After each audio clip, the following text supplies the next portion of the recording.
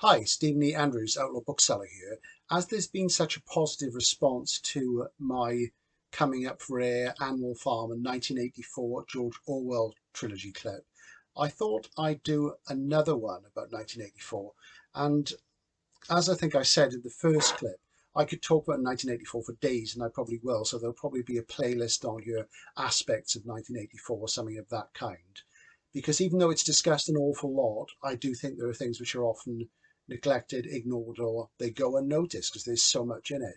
And I've decided to do this because my cousin Neil has told me that he watched the clip and he recently started reading the novel for the first time. And he has his own YouTube channel. I'm going to put a link to that. Thanks, Neil, for your support as well. So this brought to me the one thing I want to talk about the most in 1984. And I was going to wait until we do a higher production video, but the urge was so strong in this one that I felt I had to go ahead and do it. So the point I want to make is that 1984 is a science fiction novel. Without any doubt, it is a definitive science fiction novel. In my opinion, it is the best science fiction novel I've ever read, and I've read hundreds. And it occupies a key place in the genre. Now, academics and critics and followers of the genre have no issue with this at all. They completely understand it. But people from the mainstream readership of literature, they do sometimes look down on SF and they say, I don't read science fiction. And I usually say, have you read 1984 and Brave New World? And they say, yes, but that's different. Well, it's not different. It is science fiction. So rather than going into a definition of science fiction, I'm going to talk about the fact that science fiction existed before it was called science fiction. For example, H.G. Wells, one of the great pioneers of the genre, used to call his works scientific romances, and that was in common use. His first SF novel, Time Machine, was published in 1895, instant success, and he'd done all his key works in the first 10 years when it comes to his fiction, his SF particularly. Now, science fiction didn't get called science fiction until 1926. There was a magazine editor called Hugo Gernsback who started a pulp magazine in 25, and he called science fiction scientific fiction, a dreadful compound conflated word which really was never going to catch on because it's impossible to pronounce. And then a fan wrote a letter in and suggested science fiction, and it stuck. Now, science fiction was already in existence in the works of people like Wells, Huxley, Mary Shelley's Frankenstein, many others. We can debate that at another point. But the point is, it was only called science fiction in relation to the pulp magazines at the time. There were no books with the words science fiction on them anywhere. Not until the sort of late 40s, when there were a few anthologies published in hardcover after the States, did the word science fiction come up in anthology titles. So it existed before it was named, and there was a tradition of science fiction writing in the mainstream of literature, but there was this separate strand in the pulp magazines. So the two things, though, are part of the same genre. For convenience, we can call the stuff which comes out of the magazine tradition genre SF and just call the rest mainstream SF, if you like. So Orwell, not being published in the pulp magazines, even though he was a fan of Wells, was aware of science fiction, even if he wasn't aware of the terminology. As I say, there's no proof that he ever read any of the pulps or saw them. He may well have done, but we do know he read a lot of dystopian literature. And of course, dystopia is the background condition of most science fiction novels you will read. Most of them have a dystopian background. If you take, for example, Philip K. Dick's Do Androids Dream of Electric Sheep, Blade Runner, it's set after World War Terminus, a third or fourth world war, and the world is irradiated by nuclear radiation. So going back to 1984, let's look at the elements in the story which confirm that it is science fiction. First of all, when it was written, it was set in the future. Of course, it was published 49, was it 48, 49? And a lot of critics say, well, it actually depicts the world of 1948 with this rationing and a bombed London and what have you. And yes, it does, but that's because SF is metaphorical. People can see the metaphors in a book like 1984, but they'll somehow miss them, say, for example, in the work of Philip K. Dick. Good science fiction is always metaphorical. It's always about what's happening now as much as what's happening in the future. But of course, as I say, 1984 is set years and years after the publication, some 30 odd years at the time. But of course, now the date 1984 was in the past. So it's kind of arbitrary, really. But when you look at the world of 1984, even though there are lots of parallels with London at that time and our world now, which is what makes 1984 such an important book, there are some particularly speculative, hardcore science fiction elements that make the book into SF. First of all, nuclear war. As is stated clearly in the book, 1984 takes place after a limited hot war in the 1950s. If you look at the detail of the text, it's suggested this is in the mid-1950s. So the Cold War, which Orwell started to live through when he was writing 1984, as things tightened up after World War II, and the new threat was going to be from Soviet Russia against the free nations, America, Britain, what have you. So the Cold War had started. Chinese communism had got going and what have you. So the three superstates that we see in 1984 were already in existence. So they're not speculative particularly, but nuclear war is still, thankfully, a science fiction device because it's never happened apart from the two bombs in Japan, of course, that we all know about. But there's never been a war that was pretty one-sided. So nuclear war in the 1950s in America, particularly in American SF, was a big theme, and at some point I'm going to do at least one video about that. And 1984 I see as part of that corpus of late 40s, early 50s SF, which focuses on the Cold War and the potential for nuclear war. So Winston Smith's world is a post-nuclear world. There's the reference to the time the atom bomb fell on Colchester, which Winston Smith can remember running into an underground shelter, which is actually a tube station, when he's young. So the detail is there in the book. What else is there?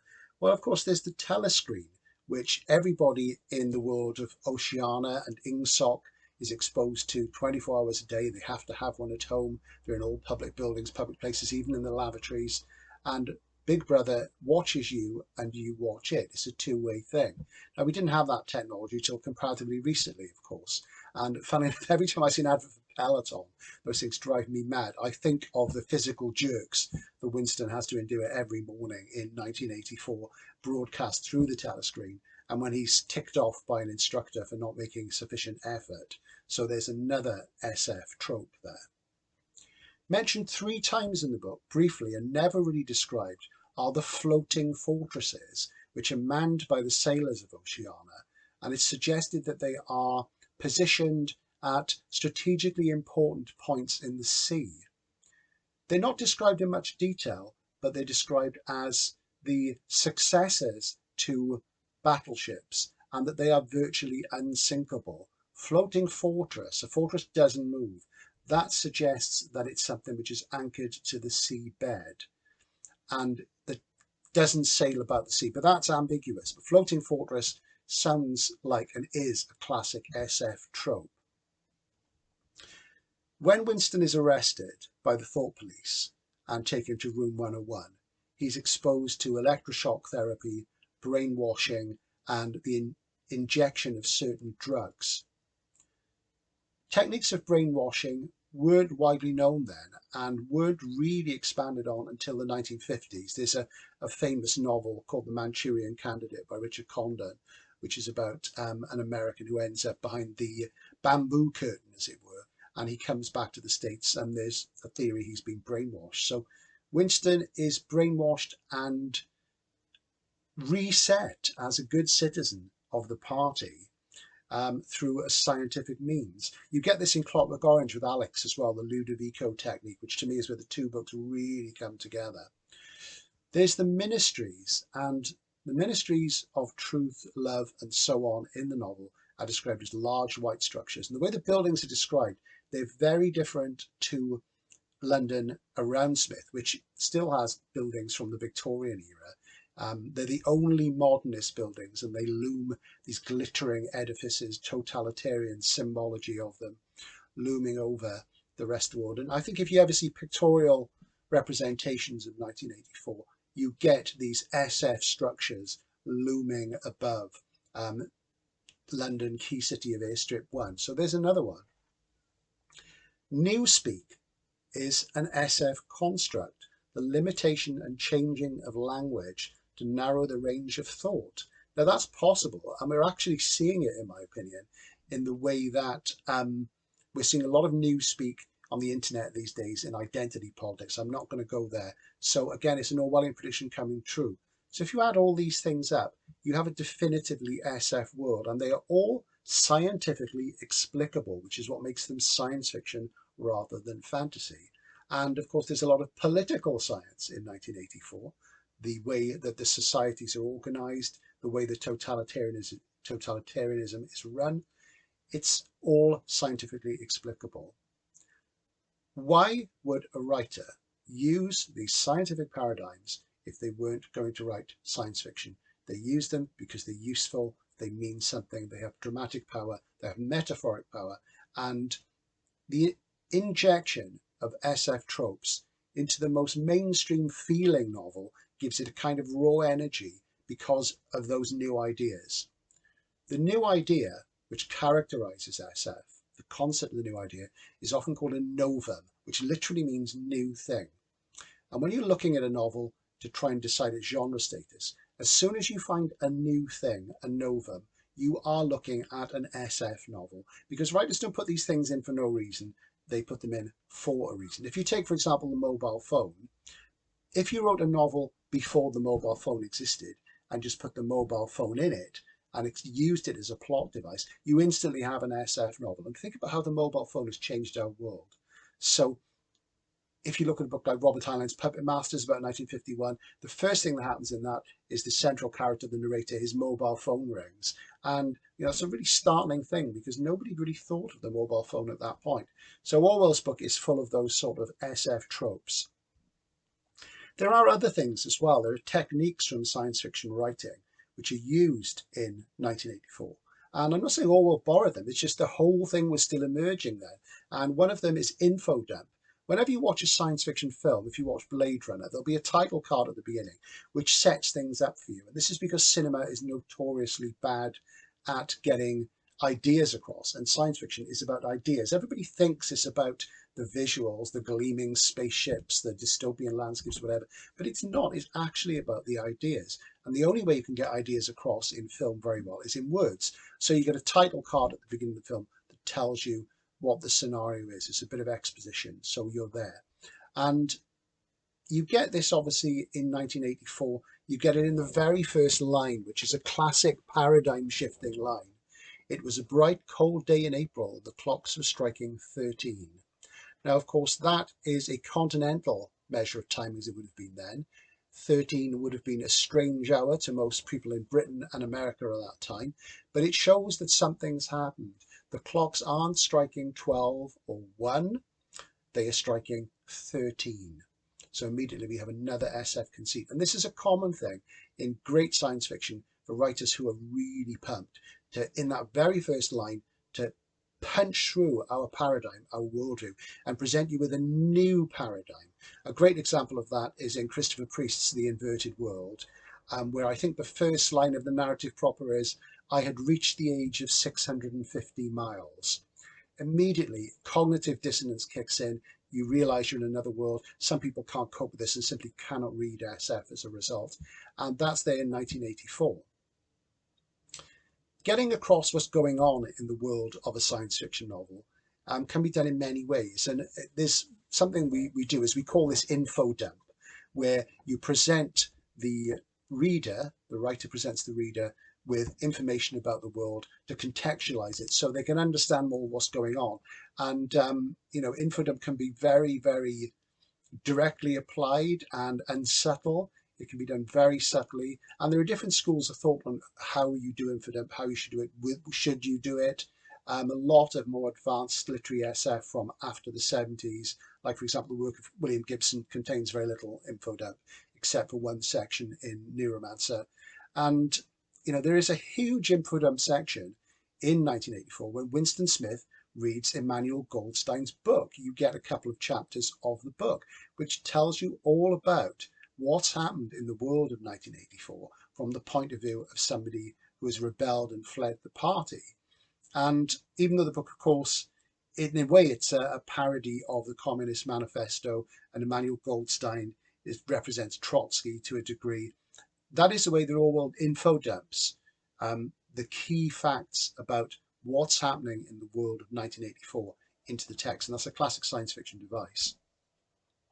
So there are other small things as well. I mean, I'm just going to grab my critical edition of 1984, published in 1984 by Bernard Crick. And Bernard Crick, a classic mainstream critic, he goes out of his way to avoid using the word science fiction. He says, 1984 isn't an anti-utopian novel, and he goes on about the Iron Heel and Brave New World and other more obscure books which influenced Orwell, Zamyatin's We, and really he goes out of his way, and I mean, it's literary snobbery is all it is, quite frankly. These days that's being eroded away. A lot of the great contemporary mainstream literary writers are quite happy to use SF tropes.